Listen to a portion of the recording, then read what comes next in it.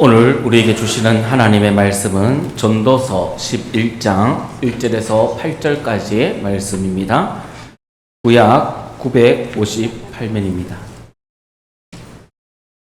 전도서 11장 1절에서 8절까지의 말씀을 찾으신 줄 알고 제가 봉독하겠습니다. 너는 내 떡을 물 위에 던져라. 여러 날 후에 너로 찾으리라. 7에게나 8에게 나눠줄지어다. 무슨 재앙이 땅에 임할는지 내가 알지 못함이니라. 구름에 비가 가득하면 땅에 쏟아지며 나무가 나무로나 북으로나 쓰러지면 그 쓰러진 곳에 그냥 있으리라. 풍세를 살펴보는 자는 파종하지 못할 것이요 구름만 바라보는 자는 거두지 못하리라. 바람의 길이 어떠함과 아이 벤 자의 태에서 뼈가 어떻게 자라는지를 내가 알지 못함같이 만사를 성취하시는 하나님의 일을 내가 알지 못하리라. 너는 아침에 씨를 뿌리고 저녁에도 손을 놓지 말라. 이것이 잘 될는지 저것이 잘 될는지 혹 둘이 다 잘 될는지 알지 못함이니라. 빛은 실로 아름다운 것이라 눈으로 해를 보는 것이 즐거운 일이로다. 사람이 여러 해를 살면 항상 즐거워할지로다. 그러나 캄캄한 날들이 많으리니 그 날들을 생각할지로다. 다가올 일은 다 헛되도다. 아멘. 오늘은 고신대학교에서 자율전공학부 교수님으로 섬기고 계시는 김영종 목사님께서 나오셔서 고난의 시대를 살아가는 법이라는 제목으로 말씀 전해 주시겠습니다. 우리 나오실 때 환영의 박수로 우리 맞이하겠습니다.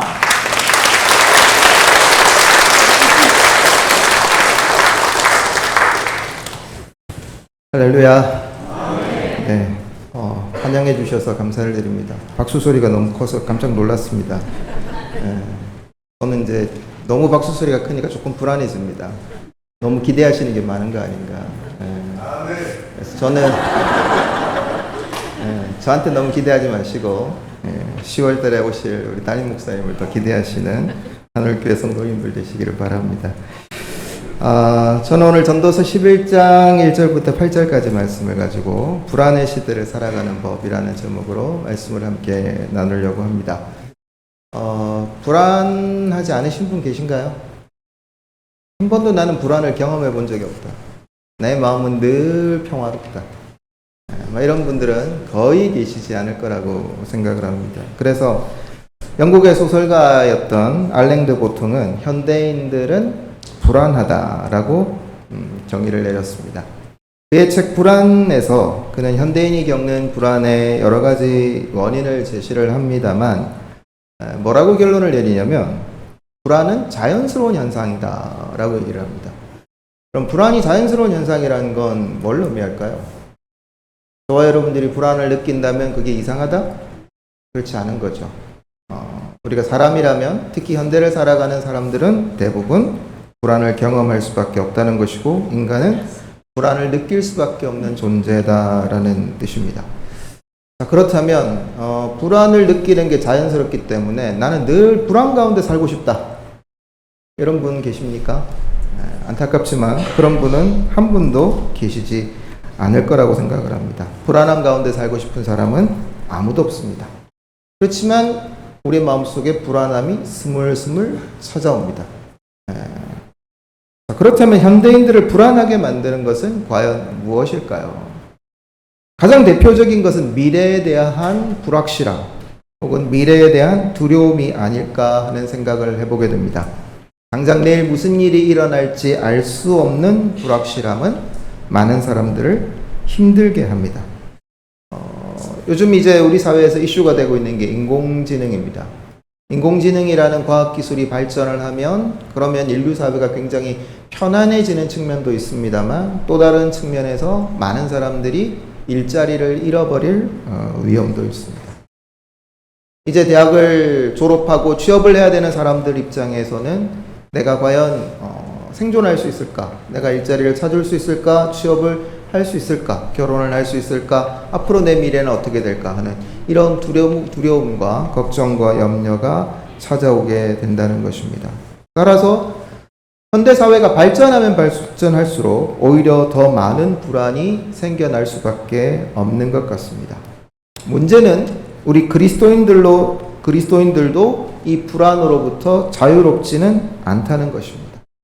앞서도 말씀드렸지만 우리가 하나님을 믿고 우리가 예배를 드리고 우리가 성경을 읽고 믿음으로 살려고 노력합니다만 우리의 마음속에 불안이 찾아올 때가 매우 많습니다. 그리고 그 불안의 문제를 쉽게 하기가 어렵습니다.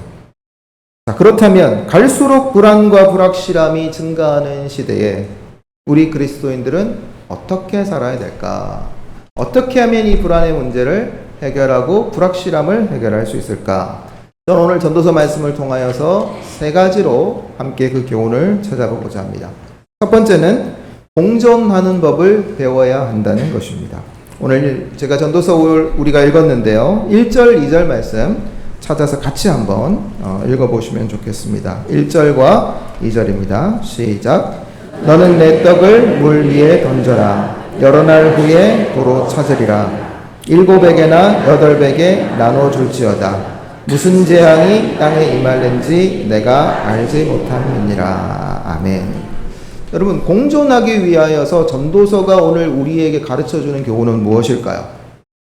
우리가 가지고 있는 것을 다른 사람들과 함께 나누라라는 이야기를 하는 것 같습니다. 특히 1절 말씀은 내 떡을 물 위에 던져라. 여러 날 후에 도로 찾으리라. 어떻게 이게 가능할지는 모르지만 그러나 전도서 기자는 우리에게 우리가 가지고 있는 물질을 나누는 것이 필요하다고 이야기를 합니다. 자, 근데 여러분 1절 말씀만 보시면 물질적 나눔에 대하여서 우리가 나누면 여러 날 후에 다시 찾게 되는 하나님께서 우리에게 보상해 주신다라는 말씀으로 이해하기가 쉽습니다. 그런데 여러분이 1절 말씀은 2절이 설명해 주는 구조입니다. 1절만 가지고 우리가 생각하시면 안 된다라는 얘기고요. 2절이 1절을 어떻게 설명하는지를 함께 봐야 한다는 겁니다. 왜 우리가 그러면 이런 나눔이 필요한가? 2절에 7배에나 8배에 나누어질지어다. 무슨 재앙이 땅에 임할는지 내가 알지 못함이니라. 불안하고 불확실할 때에 저와 여러분들이 신자들은 함께 살아가는 길을 선택해야 한다라는 뜻입니다. 왜냐하면 여러 날 후에 다시 찾게 될 것이기 때문입니다. 따라서 1절과 2절 말씀은 단순히 우리에게 물질적인 나눔만을 이야기하는 것이 아닙니다.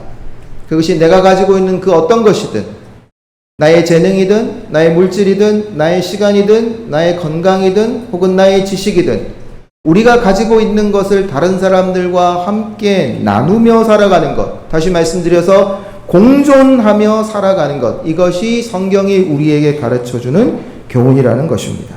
내가 가진 것을 나누며 공존하려고 할 때에 성경은 우리에게 닥친 위기를 극복할 수 있다고 말씀하고 계십니다. 그러므로 불안의 시대를 극복하기 위한 방법으로 전도서가 가르쳐주는 지혜로움은 혼자 나를 위하여서 쌓아놓고 움켜쥐는 삶이 아닙니다. 그것은 함께 나누는 삶입니다. 높은 뜻 숭의교회를 담임하셨던 김동호 목사님이라는 분이 계십니다. 그분은 세상에 두 종류의 성공한 사람이 있다고 이야기한 적이 있습니다. 첫 번째 종류의 사람은 5,000명분을 혼자 깔고 앉아서 먹는 사람이라고 얘기를 했고, 두 번째 종류의 사람은 5,000명을 먹이는 사람이다라고 이야기를 했습니다. 여러분, 우리에게 5,000명분을 먹일 수 있는 능력이 있습니다. 여러분, 우리가 5,000명과 함께 살아갈 수 있는 그런 물질이 있고 우리에게 재능이 있습니다. 그러면 여러분 어떤 길을 선택하시겠습니까? 나 혼자 5,000명분을 깔고 앉아서 혼자 먹고 사는 길을 선택하시겠습니까? 아니면 5,000명을 먹이는 삶을 선택하시겠습니까? 성도는, 신자는 5,000명을 먹이는 함께 살아가는 방식을 선택하는 사람인 줄로 믿습니다. 이것은 바로 물질 대신 사람을 선택하는 것이고 나 혼자 살아가는 것이 아니라 함께 살아가는 방식입니다. 그런데 여러분, 문제가 있습니다. 함께 살아가는 게 쉽지가 않습니다. 혹시 여러분 공동생활 해보신 분 계십니까? 함께 살아가는 게 쉬우시던가요? 요즘은 대학의 학생들이 기숙사에 1인실을 선호합니다. 2인실도 싫대요. 그런데 고신대학교가 4인실입니다.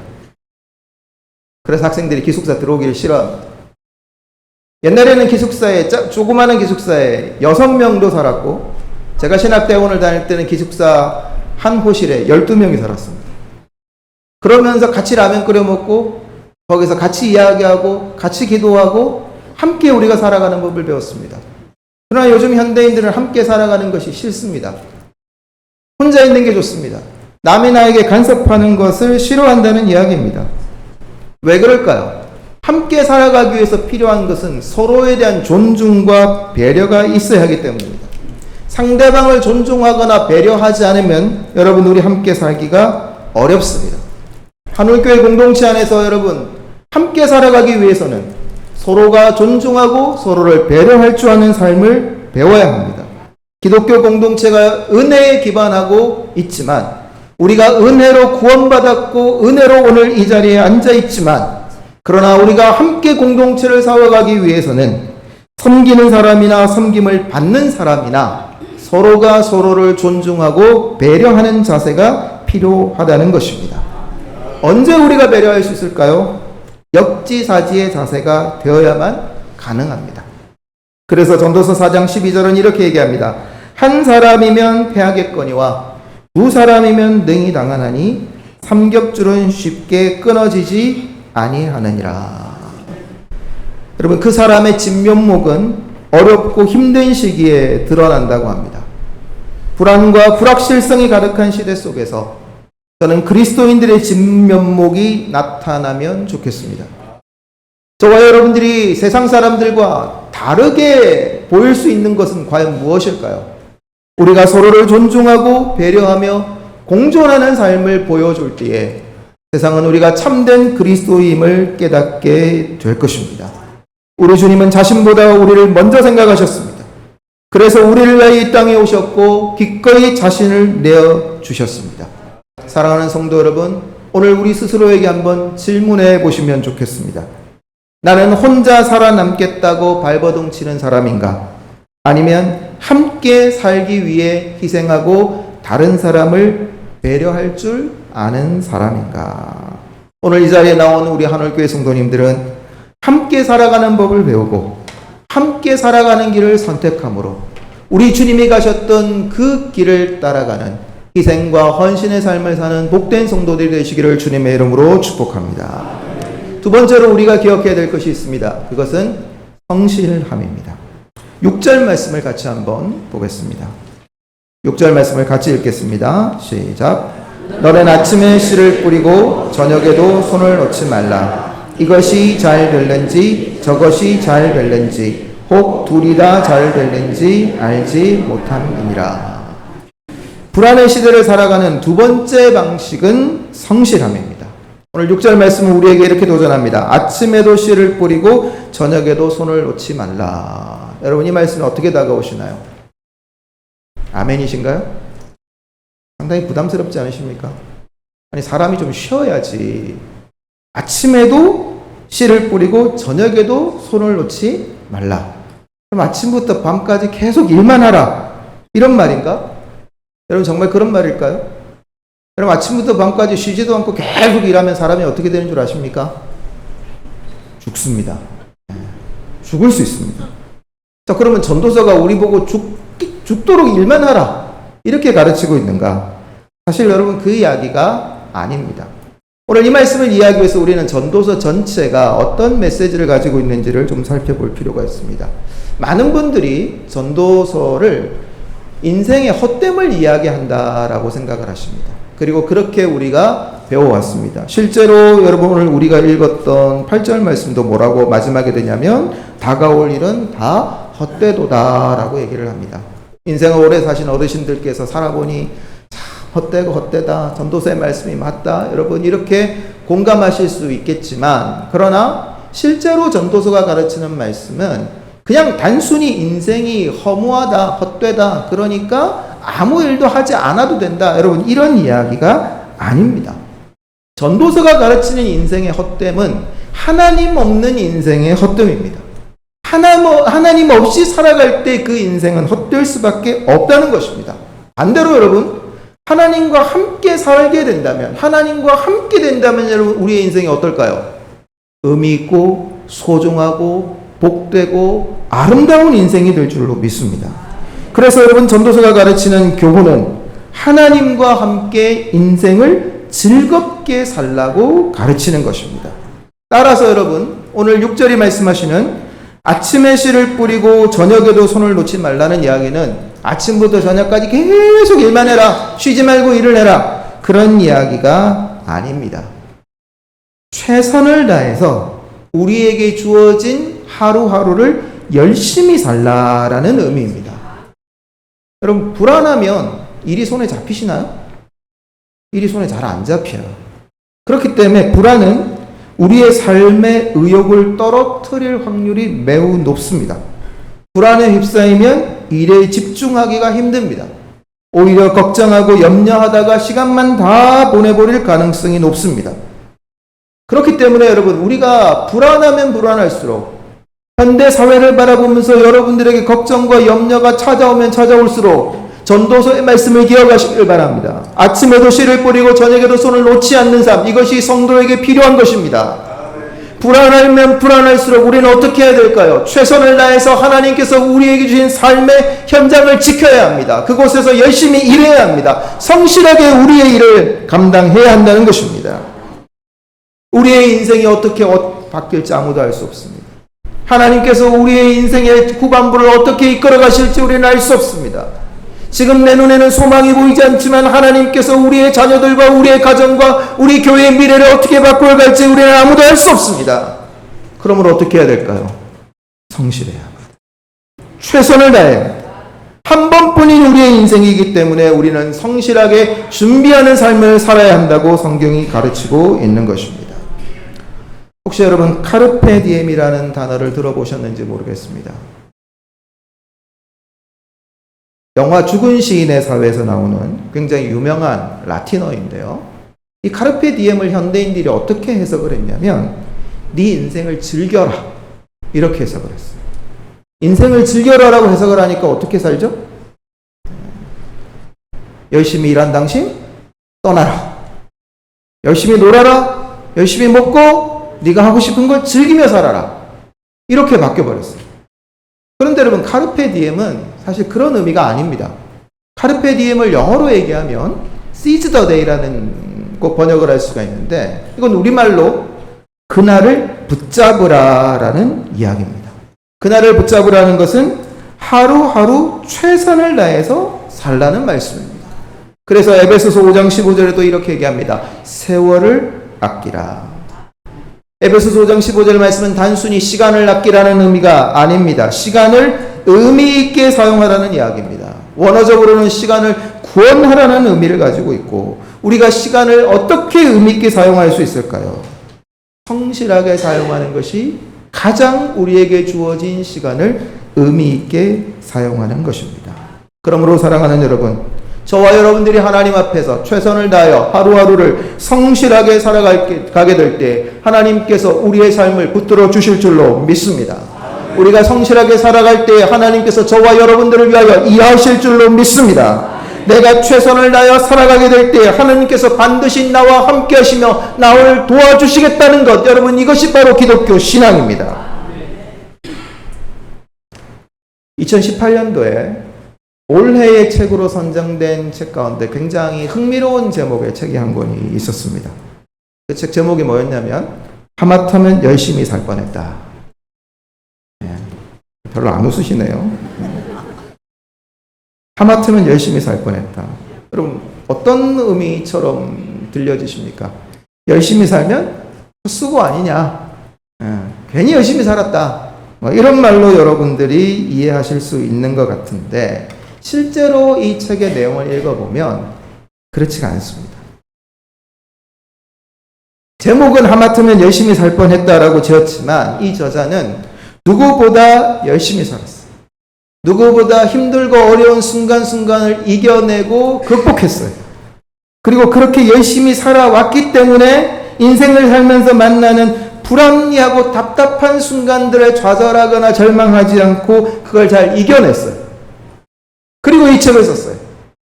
그렇기 때문에 여러분, 이 책의 내용은 인생 아무것도 없다, 헛되다, 하마터면 열심히 살 뻔했으니까 열심히 살지 말고 적당하게 살아, 이렇게 얘기하는 것이 아닙니다. 여러분, 이걸 기독교식으로 표현하면, 우리가 신앙적으로 표현하면 믿음으로 성실하게 살아야 된다라는 가르침입니다. 사랑하는 여러분, 우리가 미래를 알 수 없습니다. 그렇게 두렵습니다. 무엇을 해야 될지 막막함과 답답함이 있습니다. 그렇기에 저와 여러분들이 우리와 함께 하시는 하나님을 신뢰하며 믿음을 따라 성실하게 살아갈 수 있는 복된 성도의 삶을 살아가시기를 주님의 이름으로 축복합니다. 마지막 세 번째로 여러분들이 기억하셔야 될 것은, 불안의 시대를 극복하기 위해서는 믿음이 필요하다라는 것입니다. 여러분, 1절부터 오늘 8절까지 우리가 말씀을 읽었습니다. 이 1절부터 8절 말씀까지를 보시면 계속해서 반복되는 표현이 하나 나옵니다. 2절에 보시면 2절 마지막에 내가 알지 못함이니라 라고 기록을 하고 있고요. 5절에도 가서 보시면 5절에 중간쯤에 내가 알지 못함 같이 라고 얘기를 하고, 마지막에 가서 하나님의 일을 내가 알지 못하느니라 라고 얘기를 합니다. 그 다음에 6절 말씀에도 보시면 알지 못함이니라 라고 이야기를 합니다. 그럼 계속해서 말씀을 드립니다만, 불안의 원인이 어디에 있을까요? 우리가 미래를 모른다는 데 있습니다. 우리가 아는 것이 지극히 제한적이고 부분적이라는 겁니다. 그래서 성경은 인간이 불안해하는 원인이 어디 있느냐? 그것은 인간의 한계 때문이라고 말합니다. 여러분, 왜 이런 인간의 한계가 생겼을까요? 죄 때문입니다. 여러분, 에덴 동산의 모습을 한번 생각해 보시면 좋겠습니다. 에덴 동산에서 아담과 하와가 하나님과 동산을 거니는 그 모습을 한번 상상해 보십시오. 여러분, 그때 아담과 하와가 불안했을까요? 그때 아담과 하와가 걱정했을까요? 그때 아담과 하와가 염려했을까요? 그때 아담과 하와는 아무것도 불안하지 않고 아무것도 염려하지 않고 아무것도 걱정하지 않았을 것입니다. 그런데 여러분, 성경을 읽어보시면 아담과 하와가 범죄한 이후로 에덴 동산에서 쫓겨나고 난 다음에 그들은 두려워하기 시작했고 불안해하기 시작했어요.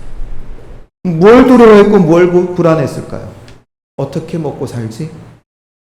근데 이제는 어떻게 살아야 되지? 누가 나를 위협하면 어떻게 하지? 여러분, 이 불안함과 걱정과 염려가 찾아오기 시작했습니다. 에덴 동산에 하나님과 있을 때에, 하나님과 함께 할 때에 아담과 하와는 생존을 위하여 걱정할 필요가 없었습니다. 먹고 살 걱정을 할 필요가 없었다는 이야기입니다. 그러나 에덴 동산에서 쫓겨난 아담과 하와에게 가장 먼저 닥쳐진 것은 생존에 대한 두려움이었습니다. 어떻게 해야 먹고 살 수 있을지, 그 생존에 대한 걱정과 염려가 찾아왔다는 것이었습니다. 그럼 여러분, 인간에게 두려움과 걱정을 가져온 것은 타락함이었고 범죄였습니다. 여러분, 우리가 왜 두려워하고 불안해할 수밖에 없습니까? 저와 여러분들이 범죄한 인생들이기 때문에. 여러분, 우리의 이 불안함과 두려움을 극복할 수 있는 방법은 어디 있을까요? 우리가 다시 우리의 소망 되신 하나님께로 돌아가는 것입니다. 여러분, 우리의 마음에 이런 불안과 걱정을 주는 또 하나의 요소가 있습니다. 그것은 만족하지 못하는 우리의 욕망입니다. 만족하지 않고 조금만 더를 외칩니다. 우리나라 상위 1% 부자들에게 질문을 한 적이 있습니다. 얼마나 더 벌면 만족하시겠습니까? 여러분, 상위 1% 정도 되면 재산이 얼마 정도 될까요? 제가 1%가 안 돼봐서 정확하게 그 재산의 규모를 추정하기조차 저는 힘듭니다. 근데 최소한 뭐 몇천억 혹은 뭐 조 이 정도 되지 않겠습니까? 예. 여러분 재산이 어느 정도 되면 여러분 만족하시겠어요? 제가 다른 데 가서 설교하다가 저는 10억만 돼도 좋을 것 같다 그랬더니, 설교 마치고 나서 성도님 중에 한 분 오시더니, 목사님 통이 너무 작으신데 10억 가지고 되시겠냐고 그러시더라고요. 저는 정말 한 10억만 있어도 충분히 만족할 것 같은데 예. 여러분들은 어떠세요? 10억 괜찮으세요? 안 될 것 같은 분들이 좀 더 많으신 것 같아요. 여러분 1% 부자들에게 질문을 했습니다. 얼마나 더 벌면 만족하겠냐고. 그랬더니 이분들이 뭐라고 대답했냐면 조금만 더 벌면 된다. 몇 천억을 재산으로 갖고 있고 심지어는 몇 조를 재산으로 갖고 있는 분들이 조금만 더 벌면 된다라고 대답을 했다고 합니다. 그럼 왜 그럴까요? 만족하지 못합니다. 욕망입니다. 그럼 왜 더 만족하지 못하고 더 많이 가지려고 할까요? 불안하기 때문에. 여러분 만약에 10억이 있으시면 그 다음에는 전혀 불안하지 않고 이제 평안 가운데 살아가실 수 있으시겠습니까? 안 그럴 것 같아요. 이게 해결되면 그 다음에 또 하나 욕심이 생기고 그 다음에 또 욕심이 생기고 또 욕심이 생기고. 여러분 이게 우리의 인생입니다. 이게 타락한 인간의 모습이라는 것입니다. 그러므로 사랑하는 여러분, 우리가 불안을 극복하고 살 수 있는 방법은 무엇일까요? 우리가 수많은 재물을 쌓아두는 것, 그것이 우리의 불안을 극복하는 방법이 아닙니다. 미래를 예측하고 미래에 대한 지식을 갖고 있는 것, 그것이 우리의 불안을 극복하는 방법이 아닙니다. 불확실한 시대를 살아가는 유일한 방법은 저와 여러분들이 하나님을 의지하는 것입니다. 하나님을 기억하는 것입니다. 여러분 그리스도인들도 불안할 수 있습니다. 그리스도인들도 걱정하고 염려합니다. 그러나 그리스도인들에게 주신 특권이 무엇입니까? 우리는 이 염려와 걱정을 주님께 맡길 수 있다는 것입니다. 그래서 전도서 12장 1절은 이렇게 이야기합니다. 너의 창조주를 기억하라. 창조주를 기억한다는 것은 하나님을 신뢰한다는 의미입니다. 사랑하는 여러분, 하나님을 의지하십니까? 하나님께서 불안할 때 나를 붙들어 주실 것을 믿으십니까? 그렇다면 믿음으로 하나님만 바라보며 살아갈 수 있는 저와 여러분들 될 수 있기를 주님의 이름으로 축복합니다. 우리가 좋아하는 찬양 가운데, 여러분들이 많이 부르셨던 찬양 가운데 이런 찬양이 있습니다. 내일 일은 난 몰라요. 하루하루 살아요. 불행이나 요행함도 내 뜻대로 못해요. 험한 이 길 가고 가도 끝은 없고 고네요. 주님 예수 팔 내미사 내 손 잡아 주소서.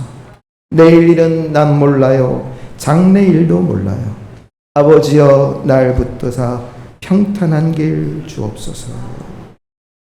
사랑하는 여러분, 우리의 인생을 돌이켜보면 한 번도 녹록했던 적이 없습니다. 한 번도 쉬웠던 적이 없습니다. 이 시간까지 오면서 아무 문제 없이 평탄하게 평화로운 삶을 살았던 사람이 얼마나 되겠습니까? 우리의 길에 눈물도 많았고 우리의 길에 한숨도 많았고 우리가 걸어오는 길에 어려움도 많았습니다. 그런데 문제는 앞으로도 길이 잘 보이지 않는다는 것입니다. 여러분, 인간이 아는 것이 무엇일까요? 우리가 알 수 있는 것 아무것도 없습니다. 내일 일은 아무것도 알 수가 없습니다. 하루하루를 살아갈 뿐입니다. 그렇기 때문에 저와 여러분들에게 하나님이 필요합니다. 우리는 하나님을 의지하는 법을 배워야 합니다. 여러분, 다가오는 미래가 내일이 막막하고 두려운 분이 계십니까? 어떻게 살아야 될지 답답하고 한숨이 나오는 분이 계십니까? 그렇다면 오늘 이 말씀이 여러분들에게 위로가 되기를 주님의 이름으로 축복합니다. 우리 모두 지금까지 인생을 열심히 살아왔지만 불확실함은 여전히 우리에게 남아있고 그리고 불안함도 있습니다. 내가 어떻게 할 수 있다면 좋겠지만 그러나 이걸 바꿀 힘이 저와 여러분들에게는 없습니다. 그렇다면 어떻게 해야 될까요? 사랑하는 여러분, 오늘 이 말씀을 기억하시면서 함께 살아가는 법, 공존하는 법을 배울 수 있는 한올교회 성도들 되시기를 주님의 이름으로 축복합니다. 우리에게 주신 하루하루를 최선을 다하여 성실하게 살아가시는 여러분들 되시기를 바랍니다. 그리고 우리의 할 일을 다한 이후에 마지막으로 하나님만 바라보며 의지할 수 있는 한올교회 되시기를 주님의 이름으로 축복합니다. 여러분, 우리가 이 마음으로 하나님 앞에 나아갈 때에 우리의 걸어가는 길 끝에 우리를 기다리고 계시는 주님을 보게 될 것입니다. 그분은 우리를 향하여 두 팔을 벌리고 사랑하는 아들아, 사랑하는 딸아, 내가 수고하였다. 얼마나 힘들었니? 내가 너를 기다리고 있었다라고 말씀해 주실 것입니다. 우리와 함께 하실 그 주님을 바라보며 힘들지만, 어렵지만, 답답하지만, 불안하지만, 무엇을 해야 될지 알 수 없지만, 그러나 믿음으로 하나님만 바라보며 승리하는 삶을 살아가는 한올교회 성도들 되시기를 주님의 이름으로 축원합니다.